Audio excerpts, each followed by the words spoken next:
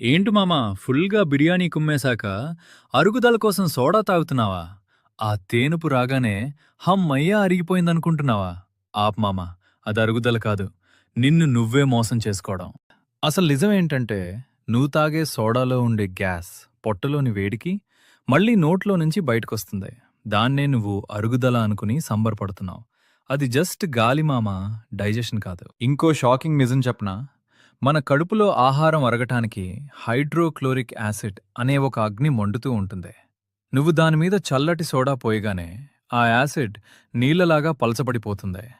మండుతున్న మంట మీద నీళ్లు పోస్తే ఏమవుద్ది? ఆరిపోద్ది కదా. నీ పొట్టలో జరిగేది కూడా అదే. దీనివల్ల నువ్వు తిన్న చికెన్ మటన్ అరగక లోపలే ఉండిపోయి కుళ్ళిపోతుంది. అప్పుడు నీ పొట్ట ఒక బ్యాక్టీరియా ఫ్యాక్టరీలా మారిపోద్ది. అప్పుడే గ్యాస్, అసిడిటీ, గుండెమంట స్టార్ట్ అవుతాయి. నువ్వు రిలీఫ్ కోసం తాగింది చివరికి నీకే విషమవుతుంది. అంతేకాదు మామా, ఆ కూల్ డ్రింక్లో ఉండే భయంకరమైన షుగర్ కంటెంట్ నీ ఎముకల్లో ఉండే కాల్షియంని పీల్చేస్తుంది.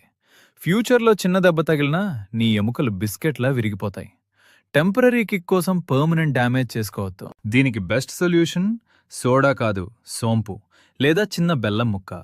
ఇవి తింటే జీర్ణక్రియ రాకెట్లా పనిచేస్తుంది.